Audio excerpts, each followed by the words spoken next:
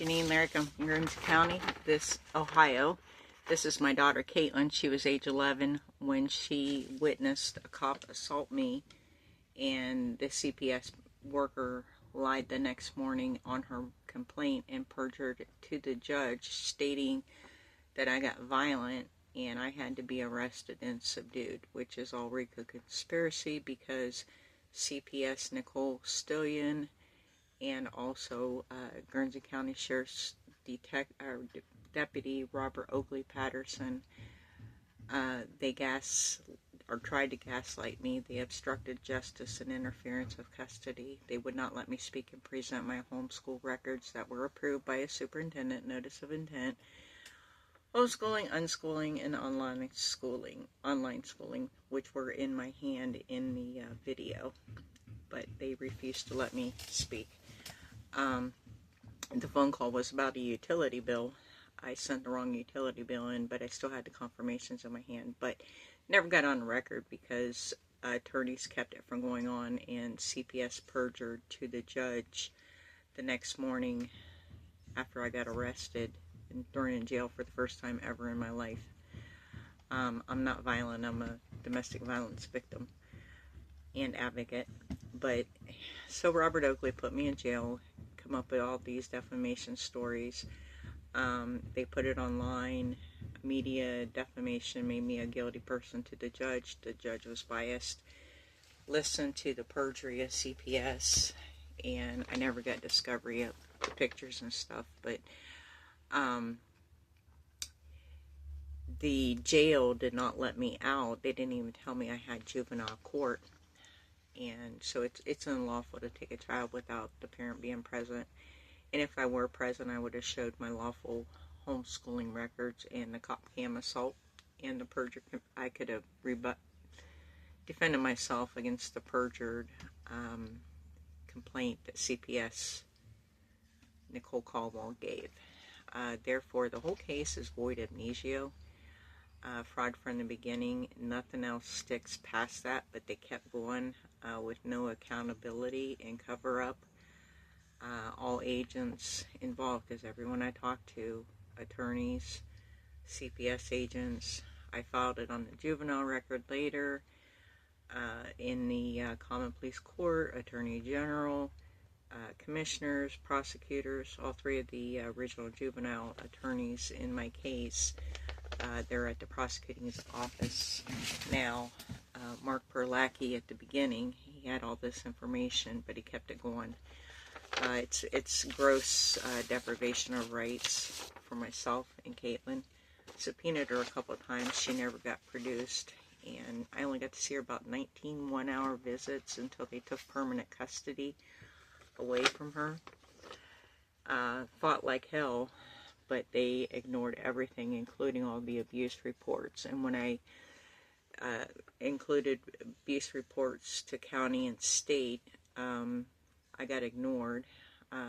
Caitlin or I got retaliated against. I picked up charges. They put me in a mental ward because Dr. Reasoner said I was incompetent because I did not trust the government and I suspected RICO.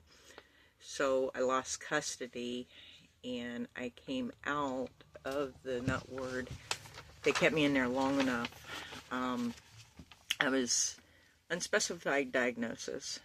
And then at the end when I said something about CPS, Nancy Schaefer's story stating that CPS was trafficking kids, she got killed for it. They called me delusional disorder. As soon as I did that, I said that, which was in November. So I got documentation July, August, September, October, November that it was unspecified. They didn't know what to do with me. I only took Abilify by pill, but there was one time when they wanted to be able to force me any kind of meds they wanted. There was like 30 of them, and Haldol was one of them. People die suddenly from it. 270,000 out of 1 million, I think, in 2012. My son was on it from the state. State likes to put people on it in prisons. But he recently died in my arms in 2024 at the age of 34. Caitlin's big brother, Joshua, she was denied to have a relationship with him for the past 7 months.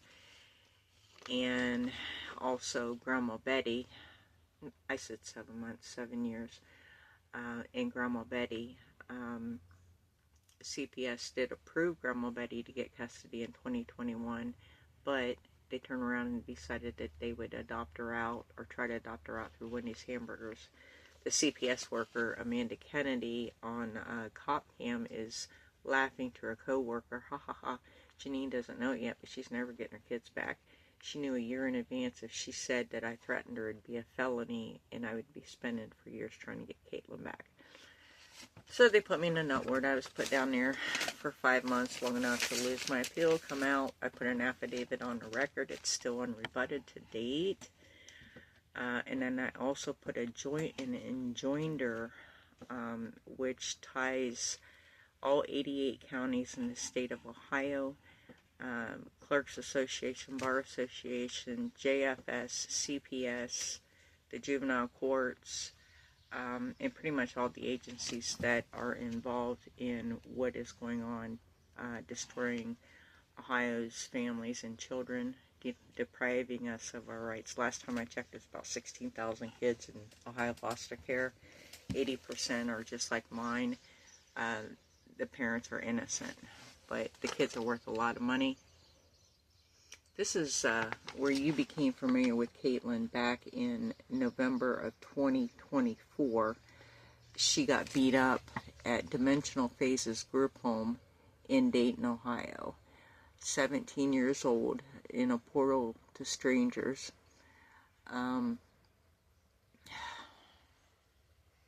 There's my DOJ complaint, but we're still waiting on justice.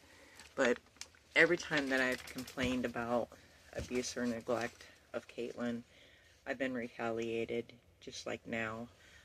When her story picked up in 2024, Judy picked it up, and she had been beaten up, and she was from head to toe with bruises. You saw the pictures. Another foster girl had beat her up in a residential group home, the girl named Nevaeh, and we've got pictures of Nevaeh with Caitlin. And Deja, the worker, was egging Nevaeh on to beat her up. Another worker complained about Deja's attitude, and she also complained that the girls, it's on audio, that girls run away from this foster home all the time and get raped or trafficked. When this all happened, like I said, Dayton police, Dimensional Phases Group Home, we had, they took her to the hospital. They only checked her out as mental. We got pictures of her at the hospital with all those bruises from head to toe. Caitlin said she had a big knot on her head. They didn't give her CAT scan. And she went back to the foster home, and she said she sent a text to Casey Cole, her supervisor, saying that she was slurring her words and she couldn't think straight, and her pupils were turning colors, which is sign of concussions. I called every day. She texted. I think it's about 8 days later before Judy Byington's readers of the Restored Republic was able to help get Caitlin back into the hospital on the 15th and confirmed concussion. There is a video of that. But in between, Deja, the worker, took her in to get blood work at the hospital, but didn't get her concussion checked out. So what Caitlin and I thought we would do was maybe create an affidavit so that we could get it to Judge Bennett, and maybe he'd read it. So Caitlin on the phone from the hospital, we took the affidavit to juvenile clerk Debbie Bennington and gave it to her. We took it to probation. We took it to CPS and also the Guernsey County Sheriff's Department, the affidavit. So she was on the phone from the hospital talking to every one of these agents, and I was handing them her affidavit. We also filed Judy Byington's report. Judy is a professional counselor and author, expert on trafficking and also children. So after we did that, CPS drove 3.5 hours across state in the middle of the night and picked her up at the hospital at 1 o'clock instead of keeping her overnight for observation because she had a allergic reaction to the Benadryl because they didn't have her records there at the hospital and there was nobody there for her that knew she had reactions to Benadryl. So it kind of knocked her out. So they took her, Guernsey County CPS took her to Royal Rose's group home, but before that they took her phone away. So we didn't know for weeks where she was at, what was going on. Ohio Attorney General put her on the missing website with her 16-year-old picture a year before, right before she was made herself an organ donor, because Eric Weimar of Straker Foundation, the blind author, he inspired her to donate her eyes, and she was awarded by him and the Straker Foundation $2,000 for her artwork. She ended up spending that money on herself and a foster sister and for food and needs. I've got a documentation where she weighed the same amount at the age of 16 as what she did at 8 or 11 when she went in. And it's stated in the charts, malnourished. I can't even talk, I'm too tired. But anyway, with that being said, in August of 25, she had found her way to Grandma Betty's house, and where I lived, I took care of my mother, 24/7 caregiver. I thank God that she got that time with my mom. She was supposed to get her in 2021, but CPS decided to try to adopt her out through Wendy's Hamburger, or was it to silence the witness that they had silenced since day one? They silenced me since 2019, and we both were retaliated. August of 2025, Detective Bill Patterson, I don't know if he's related to Robert Oakley Patterson, that probated his name from Patterson in our county. But Robert Oakley was the one that assaulted me originally on the void Initio case that they're really working hard to cover up. But Detective Patterson back in 2020 cost me custody because he never collected an exculpatory exonerating video of me telling him, well, of me, I'm too tired. It proved that I didn't threaten the caseworker. And Amanda Kennedy, I've got her on video laughing. Ha ha ha, Janine doesn't know yet. She's never getting her kids back. She knew a year in advance if she pulled. Janine threatened me, it would be aggravated menacing charges, which are felony, and I would be spending 3 years. So that cost me custody. I was put in a mental ward by Dr. Dale Reasoner, and on the entry it says, Janine doesn't trust the government, and she suspects Rico. Yeah, she's incompetent, and that's what put me in the mental ward. Incompetent to stand trial on false charges that I later got acquitted. But I was in there long enough for them to make me lose permanent custody. I come out, I put my claim on the record, which is still unrebutted affidavit. They tried to pull another incompetency on me, and I beat that. And then I took, in this case, I put an enjoinder on the record, enjoining all 88 counties, agencies, the Sheriff's Association, the Clerks Association, Job and Family Services, CPS, the Bar Association, every agency that's involved in this. I know I'm not the only one. There's about 16,000 kids in the state of Ohio. And I know I've seen somewhere where it said stats are about 80% are innocent. Okay? So, back on 8/25, when Robert Patterson, no, too many Pattersons, Detective Bill Patterson arrested me for interference of custody and obstruction of justice for protecting Caitlin and hiding her out from years of documented abuse in Dayton, on a void case of the same charges. Anyway, it's really, really, really crazy.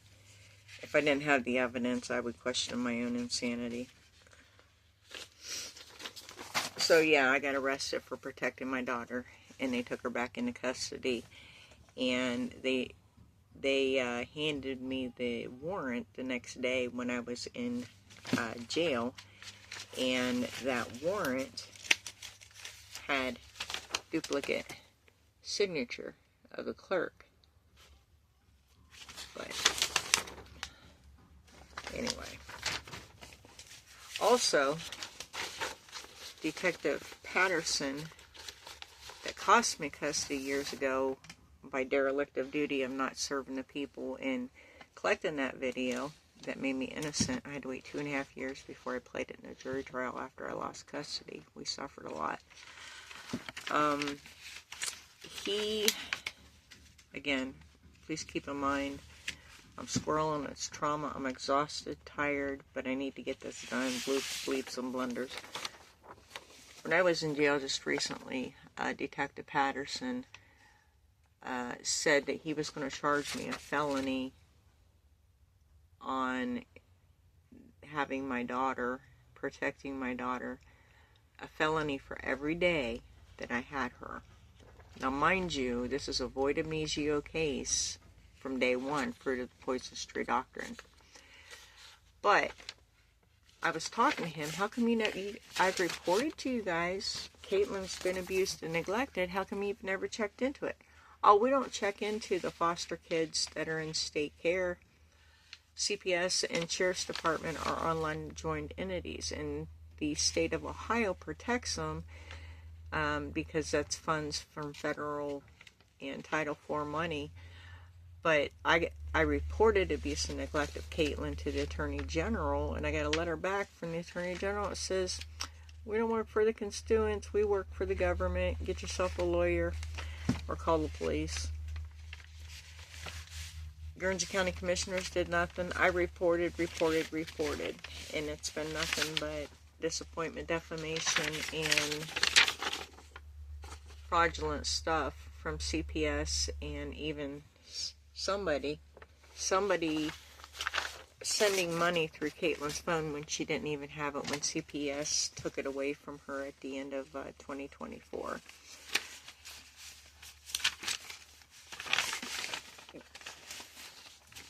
Now, we've got document evidence, and I wrote it in my discovery with the current case of Cambridge Municipal Court obstruction of justice and interference of custody, which should have been dropped. But what they want to do is they want to put me in jail, and they also want to say that Caitlin and I are both lying about her being in Dayton, and about the GoFundMe, the Give, Send, Go, which, it's nuts. Absolutely freaking nuts. Because we got a void amnesio case that this child and I have both been deprived ever to get evidence on the record that it is a void amnesio case, and perjury from CPS. They won. Now, so Caitlin went through all that down there in Dayton, and I got arrested, and I kept filing, and I was shocked on 11/3 to see there was a man in Judge Stephanie Williams' place. He was an attorney, law and family law, real estate out of Zanesville, Derek Moorhead with the Straker Foundation, and he lived in Shelby, but he's not an elected judge. But so he was an acting attorney. Showed up on 11/3/2025 and denied my continuance, and Sealover lied and said I didn't ask for it, but it was actually filed in the record. And so Derek Moorhead denied my jury trial and forced court-appointed attorney Jack Blakesley upon me. I said I wanted a constitutional lawyer, and Jack has yet to ever get me the discovery he said he was going to. He said, you wouldn't believe the stuff coming off the internet. It's all crazy. Well, first of all, if I wrote it, if I speak it, it's the truth. I'm not responsible for what other people say. But I do have a duty to report what you guys have done to me and my daughter, because if you're doing it to me and my daughter, you're doing it to others. So, on 11/3, the day that Derek Moorhead shows up acting as judge, there are 4 months, October, November, December, and January, records for juvenile, and they're all certified by Debbie Bennington, all on the same day that Derek Moorhead shows up from Zanesville to pretend to be a judge, deprive me of my rights. In one of these, they were asking, actually 2 of them, if Caitlin had Indian blood in her. But what was really interesting, again, 11/3, they're all 11/3. There's nothing in these paperwork that says anything about her being in Dayton. Why? We got call records of her being in Dayton. We got pictures of her being in Dayton. I got police report. What's going on? What are they covering up? So,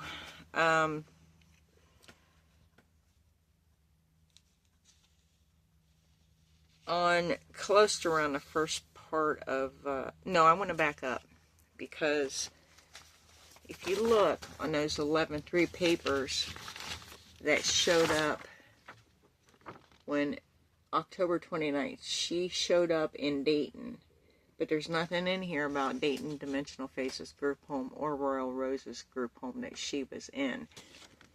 That is a brand new case number. Brand new juvenile case number. Not even the original one that they got custody of Caitlin based upon fraud, void of Initio, perjury by juvenile CPS workers Nicole Stillion. She falsified documents, complaints under oath. In the cop cam video, you'll see where she's obstructing justice, and I didn't attempt to throw something at that cop or her, but all the defamation and perjury. There's her sworn complaint. Fruit of the poisonous tree doctrine, void of Initio, fraud from the beginning. Nothing else behind that matters. They didn't waste any time getting me some child support. I still owe thousands of dollars on fraudulent child support orders.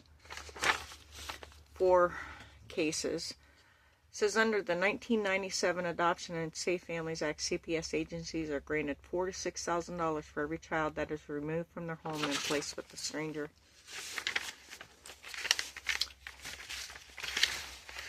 Now, being in jail, and Judge David Bennett denied me due process, and the Guernsey County Sheriff's Department denied me due process because I was there on false charges, criminal charges to cover up the cop attack and the diversion.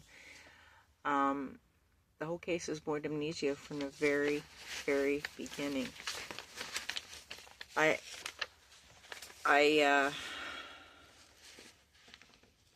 Nothing else sticks. So the current charges of obstruction of justice and interference of custody are even more fraud and more terrorism, more tyranny, treason, blah, blah, blah, blah. See?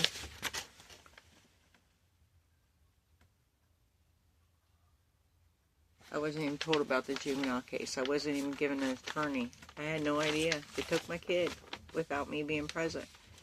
I would have had my homeschool records that I had in my hand the night before. So anyway, I got out, and 4 days later, I'm at the CPS building, and Caitlin said, "Hey, Mom, there's a heater, like you got charged for endangering." That was in the CPS lounge for all the kids, so I called, said, "Hey, you charged me for endangering my kids, brand new safety shutoff heaters." Wrong thing to do, because they sent the cop that had assaulted me, Robert Oakley, and he refused to take pictures and charge CPS, but they charged me, but he assaulted me.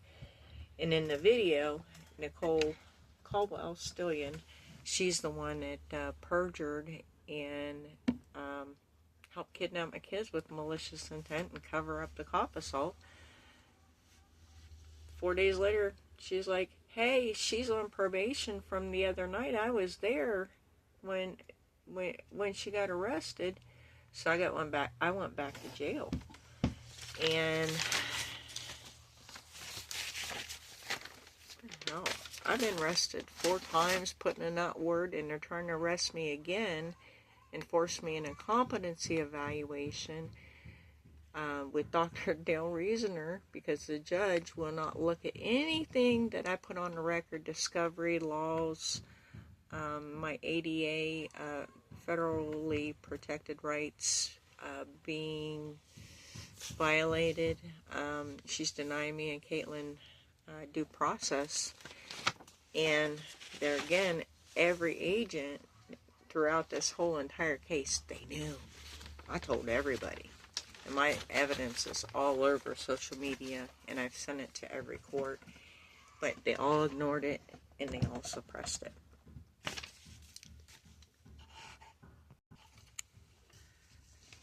We're in a total police state. We have no rights.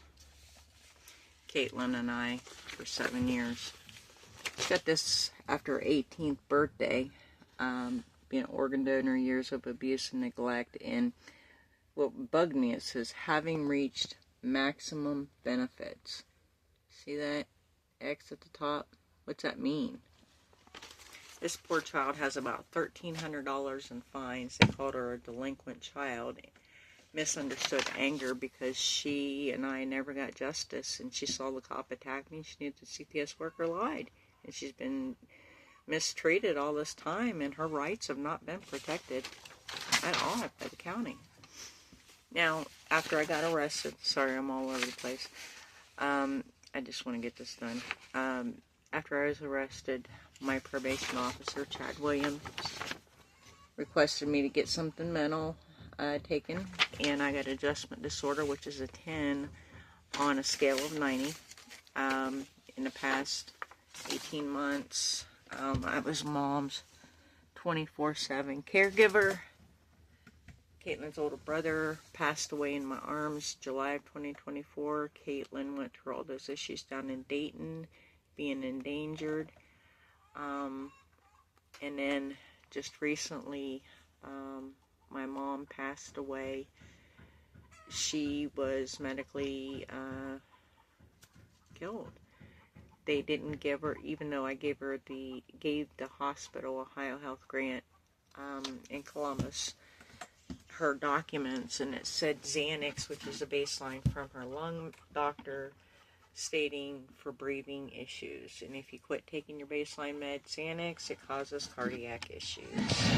Well, the doctors took her off for several days. She got cardiac issues. She AFib'd. They gave her midodrine. My studies of midodrine is it's hard to expel from the body, and it causes kidney failure. So they did that to her. We got her stabilized and back on it, or something comparable. And then she was upgraded to get her hip surgery by a big trauma team, pulmonary, heart, neuro, ortho, trauma team. They just took her upstairs to get her 16,000 white count down, and they gave me a list of nursing homes to put her in after she got her hip surgery. Got upstairs, her being upgraded, I thought I'd take a couple of days off because I was pretty much living on the couch at Columbus and back and forth, an hour and a half each way. So I walked into, instead of my mom upgrading, there was about that much blood in her suction cup, and I said, what's that from? I don't know, it's been here for a couple of days. So within 10 hours, I can't remember, within the first 10 hours that I was there, I noticed the blood in the suction cup. Mom ended up being rushed to CCU, and she had internal bleeding, had to have 3 sutures. They had taken Mom's feces tube off of her, and she had feces in her catheter and in her tailbone, which was an infected wound, a bed wound. So her white count went up, and what we didn't know was she also had a big wound on the back of her head the size of the palm of your hand with a dime-sized infected hole in the back of it. We don't know where that came from because at the end of December that wasn't there. So she was supposed to be upgraded and all this stuff happened. I walked into, instead of Mom getting her hip surgery, oh, your mom's dying. There's nothing you can do. She can't get her hip surgery or anything like that. So I demanded they send her back down to CCU. The nurse gave her hydrocodone and Xanax together, and you're not supposed to do that. So back down to CCU, she got the internal bleeding fixed. We had the head wound. We discovered the back tailbone wound. They put her poop tube back in. She had a severe UTI. The kidney doctor said if she didn't do dialysis within 48 hours, she would die. Because what they did, when they sent her upstairs, they took her off her Xanax baseline again, twice in 2 weeks, causing her to AFib. So within 2 weeks, they caused that frail woman to AFib and go into cardiac arrest because they didn't give her a baseline Xanax to help her breathe, even though it's documented. And then they gave her midodrine, which causes kidneys to fail. And you can't expel it from your body. So anyway, I don't know why they got her Narcan, but Mom ended up dying the end of January, or in the middle of January, January 18th, but I had to order a lot of medical records. There's about 1,400 pages. I tried like 3 different times, but stuff would come up missing out of the email, and I had to start all over again. But I still never got what I really wanted that week that she went from, yep, she's going to get her hip surgery, she'll go to a nursing home, she'll be fine, to she's dying. There's nothing we can do. Well, the reason I picked up on that baseline, back in April, my mom went to the hospital, and she had taken a gummy for the first time ever for her lungs, and we didn't realize at the time, but they took her lung and heart medicine away from her for 3 days, causing her to go downhill. I got her back home, put her back on food, put her back on her meds. That was in April, and she lived a normal, the best she could, until she fell and broke her hip on 12/15. But anyway, how many Betty Lyrics out there that have been denied their baseline meds? My mom should still be living. We got 2 hospitals, Ohio Grant and also Ohio Cambridge. There should be a law where hospitals cannot take baseline meds that their doctor, the patient's doctor, put them on to keep them living all this time.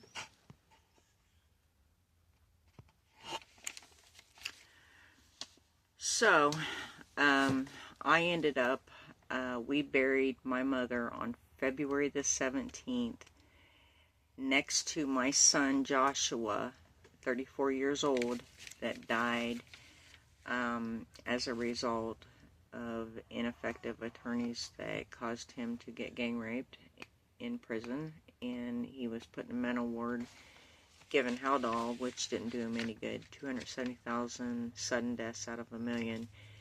And when I was at the mental ward, they were offering these people chocolate bars to get COVID shots.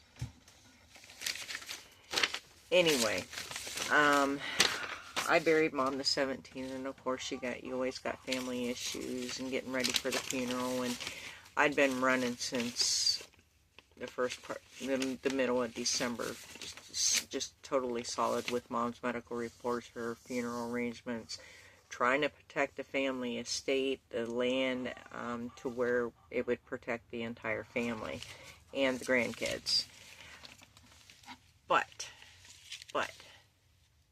because there's something, I don't understand what they're trying to hide in Dayton, coming up with the fraudulent juvenile records that don't even show she was in Dayton. They're trying to say Caitlin and I are lying about it.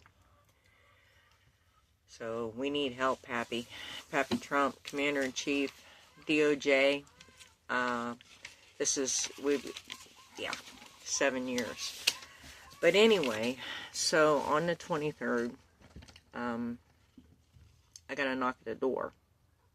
It scared the shit out of me because I'm exhausted, tired. I just buried my mom next to my son that I buried 6 months prior before Caitlin ran away. The past 18 months has not been good for me and my family. So on the 23rd, I assume they probably wanted me because I haven't got the incompetency evaluation that Judge Stephanie Williams ordered. Well, according to my legal abuse syndrome diagnosis and the laws, she's disabling me by forcing me to go to Dr. Reasoner or any of their preferred doctors, because they could disable me and put me in the nut ward like they did last time. Dr. Reasoner says in black and white, Janine suspects Rico and she doesn't trust the government. So with that being said, Judge Williams is denying all my discovery about mine and Caitlin's rights so that CPS, the juvenile courts, and all can protect each other from whatever went on down there in Dayton, the liabilities, and whatever else. Okay? See, if they put me in the nut ward, it'll silence me. I can't help Caitlin. The nut ward is full of people that were silenced and retaliated against. So here we are, we're at round 3. Judge Williams is ignoring and suppressing everything that I filed. She's stricken it from the record. Caitlin and I should have been bedside grieving for my mother in all of this time, and we're still denied to be able to be together. She's 18. She's aged out. We're not allowed to be together or have any contact because Judge Williams said so since back on 8/25 because CPS wanted to no contact. They don't want me and Caitlin speaking because for 7 years they've kept us apart and alienated so the truth doesn't come out. But yeah, this literally is round 3.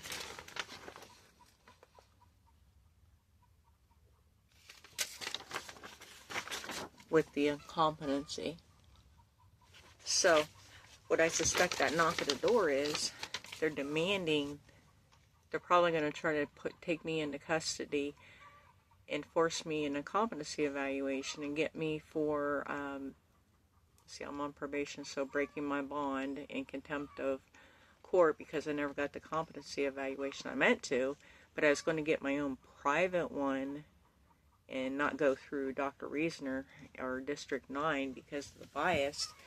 But I'm federally protected. There's nothing wrong with me. Because actually, first of all, permanency records proving CPS states I never abused or neglected my kids. This is ADA federally certified advocate, Judge Padden ignored it. Judge Stephanie Williams ignored it, my federally certified rights. But you know what? They ignored all the crimes against Caitlin and I in the affidavits. Another that they ignored. Now this is interesting. When they put me in the nut ward, I was listed as unspecified diagnosis. See the date? Check this out. 11/1. They still didn't know what I had. They had me as unspecified diagnosis because there wasn't anything wrong with me. I was just silenced. But when I said something about Nancy Schaefer, they called me delusional. Now, when I was put in that ward, juvenile judge David Bennett, that took the kids without due process when I was in jail on a void amnesia case, silenced me in juvenile court due to false pending criminal charges by sheriff and CPS, denied all my evidence, exhibits, videos on the record, denied Caitlin and I ever for grievances. Judge Bennett refused to recuse himself. Judge Bennett's brother also told my mother years ago to do a reverse mortgage, and she declined, thank God. But Judge Bennett took my kids unlawfully in 2019, probated me to the mental ward on a void amnesia case that he did not give me due process, and then turned around and took permanent custody. But when I was put at the mental ward, as incompetent to stand trial, they forced Zoom me to juvenile court to be at the trial as competent. How does that work? And then, while I was at the mental ward, I got a paper from ABH, the state hospital executive director, Brian Warren. He was the one that was offering candy bars for COVID shots. And Judge Dan Padden, they both signed a paper. I got this, a friend of mine, HIPAA, the courts violated my HIPAA and sent this to my friend, but literally Dr. Warren, the executive director, and Judge Padden signed off on Dr. Janine Larrick to give Janine Larrick up to 30 meds. Dr. Janine Larrick to give Janine up to 30 meds. Yeah, I got the exhibit. So anyway, I come out of the mental ward and I filed, of course I lost my appeal. They kept me in there long enough to lose my appeal. And appellate Andrew Russ, attorney, he got 18 pages on my behalf because I was stuck in the mental ward and I couldn't defend myself.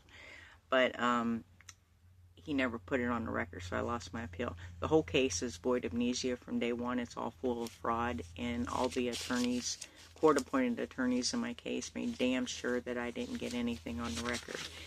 This is my unrebutted affidavit that I put on the record after I got out of the mental ward, and it's still unrebutted. I have a lot of names to add to it, and a lot more stuff. And as soon as I filed that, attorney Matthew Malika turned around and filed another incompetency. Luckily, I passed that. And then this right here is an enjoinder. I enjoined all 88 counties of the state of Ohio.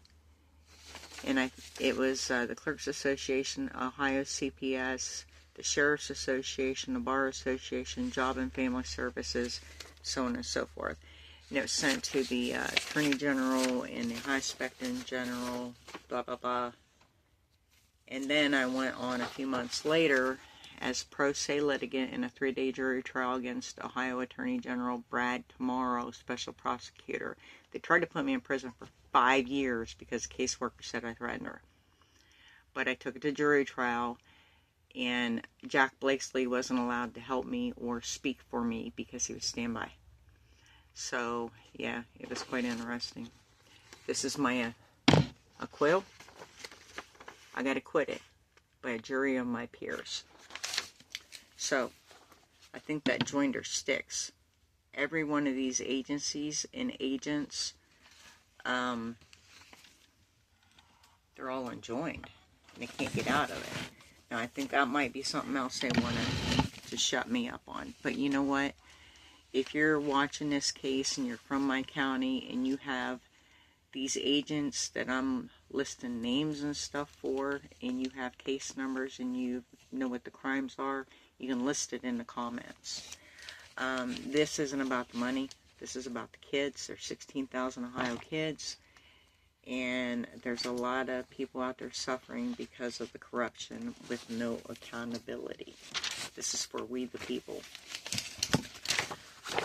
This is a picture of Caitlin when she, in 2023, when I tried to get her after I won my jury trial, but CPS wouldn't give her back to me. I never abused her, neglected her, but they did not want us together because we've been silent since day one and alienated. But look at that. CPS says every child deserves a loving home. After my acquittal, jury trial acquittal, that little runt attorney, Matthew Malika, after I won my jury trial, walked up to me. I fired him prior to that and became my own attorney. And he walked up to me. He's like, "Oh, you won your jury trial." And I said, "Yeah, because I fired you." He says, "Ha!" He says, "I have another case just like yours." CPS threatens the parents and it spends them, or CPS says the parent threatens them and it spends for a couple years. So, but anyway, yeah, I got a lot of stuff. I got years of documented abuse and neglect of my daughter that has been ignored and suppressed by CPS Nicole Stillion-Caldwell, CPS Amanda Kennedy, Attorney Melissa Wilson, CPS Supervisor Casey Cole, Sheriff Department Jeff Payton, Robert Oakley Patterson, Deputy Lieutenant Harder, Chad Kearns, Detective Bill Patterson. Every one of these people have violated our rights in one way or another. Juvenile Clerk Debbie Bennington, Judge David Bennett, Attorneys Mark Perlacki, Jennifer Zayer, Lindsay Donahue, all three of those were promoted to the prosecutor's office. Attorney Adam Johnson, Attorney Andrew Russ, Magistrate Marsha Hollins, Attorney for the Law Director, Cambridge Municipal, Bill Ferguson and Frederick Sealover, Judge Stephanie Williams, Attorney acting as Judge Derek Moorhead, Probation Chad Williams, Attorney Jack Blakesley, Guardian Ad Litem Ruth Ellen Weaver, CASA Cheryl Gadd. Guernsey County Commissioners ignored everything that I wrote. Ohio Attorney General Yost, Ohio Mike DeWine made laws that the police departments can charge up to $750 for a cop cam on something we the taxpayers already paid. What, to edit so that the cops can edit the crimes out so that it saves lawsuits? We the people don't have a chance. It's a totalitarian police state. State Attorney General Special Prosecutor Brad Tomorrow, ABH Executive Director Brian Warren, Dr. Todd Magis, Cambridge City Schools, Debbie Homeschool Division, Attorney Matthew Malika, Common Pleas Judge Daniel Padden. I think that's it for a minute. Misprision of felony and suppression of evidence. Every one of these agents, plus all the foster parents, have violated mine and Caitlin's rights. Now they want to force me an incompetency evaluation and not give me a chance to put my evidence on the record to be heard ever. 7 years Caitlin and I have waited. Now, there's a knock at the door, and they want to take me into custody and say I'm incompetent so that Judge Bennett in the probate can probate my family's land that my mom and dad, right? I was born and raised there. We homestead it, and that's where my mom and son are buried. And my father and brother's ashes are there. It's just not right. I had to, when I got that knock at the door after being arrested and all the hell they put me and Caitlin through and trying to put me in the nut ward, and now I'll take mom's property and still endanger Caitlin because there's a no contact order, really? Because you think you got custody? You never had custody. You never had jurisdiction. You kidnapped my kids. I'm asking, this goes all the way to the tippy top and covers all 88 states. So if you got cases similar, put your case number, comments, and your county and your state and the names of the agents. It's up to we the people to save our children. This should have never have happened. And if it's happening to me, there's many, many others out there that don't have a platform. Thank you. God bless you all. And I ask you to help me get this to Judge Williams of the Cambridge Municipal Court, Attorney Jack Blakesley, the DOJ Department, Commander-in-Chief. I'm sure you'll think some other places. But anyway, thank you very much. God bless you. Ask these guys. I demand they cease and desist. It's an unlawful order, and I don't comply. You're violating our rights and continue treason. I need help. I'm not the only one.